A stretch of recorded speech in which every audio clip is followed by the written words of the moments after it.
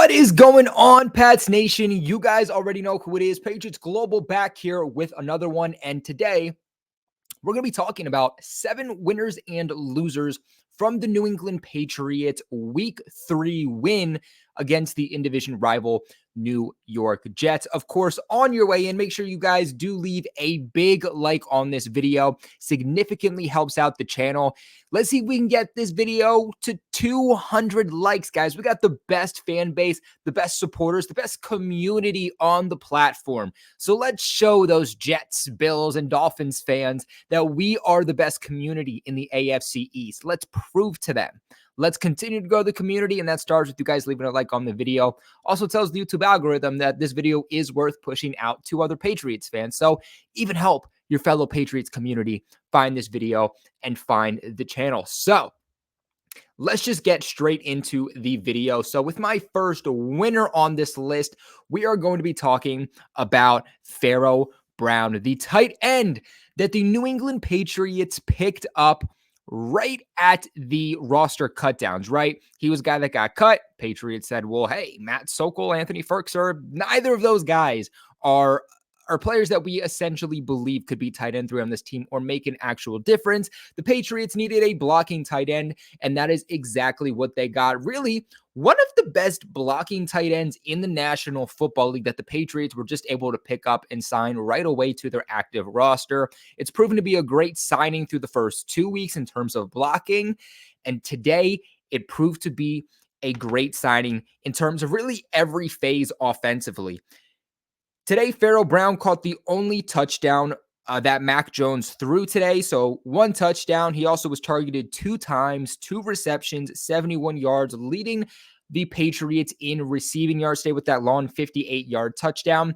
Not only did he look good on that one play, though, the other catch that he got seemed like it was just a short, simple dump off by Mac Jones, but he was able to turn it into something because his ability after the catch, something that I really was not expecting from him. His ability to stiff arm guys, bulldozer through guys, something that I said we really haven't seen since Rob Gronkowski. And I'm not saying that Pharaoh Brown is Rob Gronkowski, but what I'm saying is he has that ability from a tight end to stiff arm, to bulldozer through guys, pick up those tough yardage, and exceed yards after the catch, just based off of being a guy that is hard to bring down. And that's something that we really haven't seen here in New England. And if he can keep this up, I think that he is a true threat in this Patriots system. Now, not only was he utilized as a blocking tight end, clearly as a receiving tight end, but today he was even utilized as a fullback. So, I mean, we said, should the Patriots bring that back with Bill O'Brien's offense? Ultimately, they didn't. I think they somewhat regret it, and it is too late to implement a fullback into this offense now. Their best case at doing so is to use Pharaoh Brown in line as a fullback, and that will help this run game out a little bit. So they are using him in 3 different phases here offensively, and it is absolutely working out for them. I thought he had a great game today, and I will be the first to say that I would like to see more of Pharaoh Brown. Now, moving on here, my next winner is going to be the New England Patriots O-line pass blocking. The Jets have one of the best defenses in the entire National Football League. We all know that. Not only a good secondary, but I think what makes up this defense is their defensive line. And not just the starters on that defensive line, but rather the depth they have on that offense or defensive line.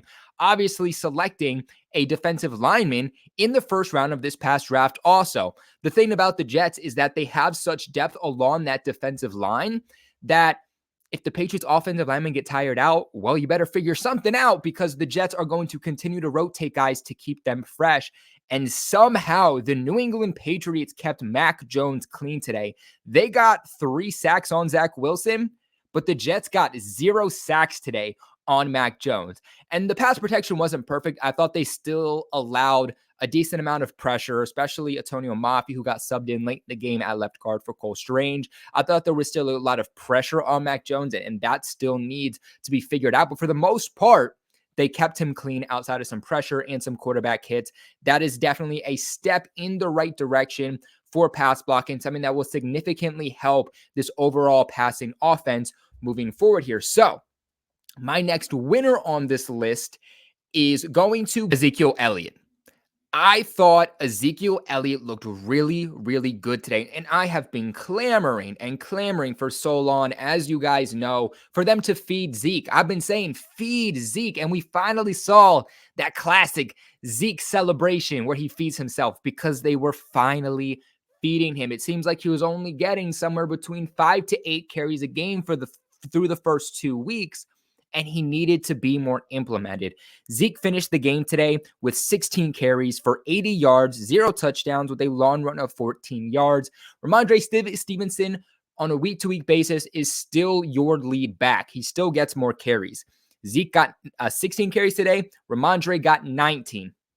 The reason that I do believe we need to be feeding Zeke right now until we figure out this run blocking is because, yes, Ramondre Stevenson can work through contact. Yes, he can pin his shoulders down and pick up those tough yardage plays. But at the end of the day, if you're on goal line or you're at a 4th and 1, a 4th and 2, a 4th and 3, or even a 3rd and 3, who's the back that you're going to give the ball to? Me personally, I'm giving it to Zeke Elliott so he can pin his shoulder down and run through some guys. He's not necessarily going to give you that explosive play that Ramondre Stevenson on a constant level would, or a consistent level rather would, but he's going to give you those tough yardage plays. He's going to secure about, 2 yards at least per carry, and that's what he showed today. I think until they figure out how to open up holes for these running backs in order to get these backs, whether it's Zeke or even Mondre, into space, I think the guy you have to go with is your bulldozer running back to get those tough yardage plays. And right now, I think that guy is Zeke Elliott. They finally gave him some more action, and it proved to be our most efficient rushing game so far against one of the best defensive lines we've faced so far. Would you put it first? Would you put it second? I'd personally put it second behind the Eagles, but I think you can make a case there. I thought that Zeke Elliott looked absolutely fantastic today. Even made a little bit of a contribution in the receiving game. Mac was under duress at one point. It was on 2nd or 3rd down. Dumps it off to Zeke Elliott. 1 target, 1 reception for 7 yards. So Zeke finally eaten. And let's get on to my last winner before we talk about the losers. And that is going to be Matthew Judon. Matthew Judon was arguably my player of the game. It was either Pharaoh Brown or Matthew Judon. And I think it has to be Judon because Judon just made more plays consistently. Matthew Judon today, a total of 4 tackles. 2 of those were solo tackles, has 2 sacks, a tackle for loss, and a safety. To me, that safety is what secured this game for the Patriots. And I tweeted that out. I said, Matthew Judon just sealed the game. I have tweets coming back and like, Patriots Global, game's not over, this, down, the third. Yeah, that game did come down to the final play for sure because it almost was a touchdown late there by the Jets. But because of that Matthew Judon play, the Patriots went up by 5 rather than going up by 3. And Zerline has been a very good kicker for the Jets. I know he was injured, but he still looked good in this game despite the rain. And I think he would have been good between 50 to 55. And without that safety, I really didn't have much confidence for the Patriots offense to go down and score a field goal or score another touchdown to extend that lead. So I think that Matthew Judon extending that to where if the Jets wanted to beat the Patriots, they were going to have to go down the field, a long field, and score a touchdown. Judon says that's not going to happen. You're not going to be able to score a field goal and send this into overtime. You're going to have to go down and score a touchdown. I think this game ends a little bit differently if they only have to put up 3 points. We're potentially talking about overtime at that point. So Matthew Judon, an absolute winner as we get on to that though, I do have to give a massive shout out to the sponsors of this channel over at Mojo. Guys, they are the reason that we're able to do these giveaways. As you guys know, we are giving away this signed, authentic Patriots first round pick, Christian Gonzalez signed helmet. As you can see, it's not me. This is a genuine replica helmet. It has the Patriots sticker on the back. As you can see, Gonzo signature right there. We are giving this bad boy away. And with how Gonzo is playing right now, he's going to end the season easily as a top 5 cornerback in the National Football League in just his rookie season. He's already top 5, and I believe he's only going to get better as each game goes on. So if you guys would like to win this helmet right here, we're going to be talking about how to win a signed Zeke Elliott jersey in the next week or so after we give this puppy away. If you guys would like to enter this giveaway, All you have to do is click the link in the description or pin in the comment section below, or make it even easier on yourself. Take out your phone right now and scan that QR code that is right here. If you guys scan that, it'll take you straight to the App Store to download Mojo. To enter the giveaway, all you guys have to do is download the Mojo app either with my link or by scanning this code, because that's a special link. That will then take you to the Mojo app. All you have to do is download it, make an account, and then send me a screenshot of you downloading Mojo, and you will be entered in this giveaway for the signed Christian Gonzalez helmet. It's 100% free to enter. Unfortunately, right now, it's not for Android, so you do have to have an iPhone in order to do this, but I will keep you guys up to date as of when they will have it for Android. But not only can you get an entry for the signed Christian Gonzalez helmet, but the best part about Mojo too is that if you guys use my code GLOBAL, as you see right there at checkout, when you make your first deposit, you can get a 100% deposit match up to $100. So you put down $50, that's $100. You put down $10, that's $20. $25, $50, like as it goes on, you can see it doubles essentially that initial deposit for you. And I absolutely love the Mojo app. It's a crazy new app that turns sportsbook odds and selections into fantasy contests. Basically how it works is there's thousands of NFL and MLB props, and you guys build a portfolio, and the better your portfolio performs, the more cash you guys win. Pick as many props as you guys want and beat the crowd. Yes, you heard that right. You are beating real people and not a CPU. It's a whole new way to play fantasy football, and the props act like stocks. So you guys can buy and sell your stocks live all game long. And it is the only fantasy app out there that lets you guys make moves after the game starts, so that you are not stuck with a bad pick. You can cash in on a hot start, or just hang on and let your picks ride. That's it. Make picks, make moves, and better yet, make money. They even have free contests right now you guys can enter. It takes no money to enter the contest, and you can still win money from it. You're putting nothing down and still potentially winning money from it if you know what you guys are doing. Download now on the Apple Store and use my code GLOBAL for a 100% deposit match up to $100 for your first deposit. But let's get on with my first loser on this list is going to be Joe Cardona. Now, you might be saying, Patriots Global, like, are we really going to be that picky and put a lawn snapper on here? Yeah, we are, because at the end of the day, Joe Cardona cost us points, right? There were multiple times that rookie kicker Chad Ryland was obviously attempting either an extra point or a field goal, and he ended up missing 2 at the end of the day. And it wasn't on him. And I heard some people saying, wow, like that rookie kicker of ours is washed, when in reality, he's not. And those missed kicks were not on him. You have to understand that for a kicker, and how that kick ultimately performs, whether it's through the pylons or wide left or wide right, very much depends on 1, the snap, and 2, the hold, and how that ball comes off of the kicker's foot.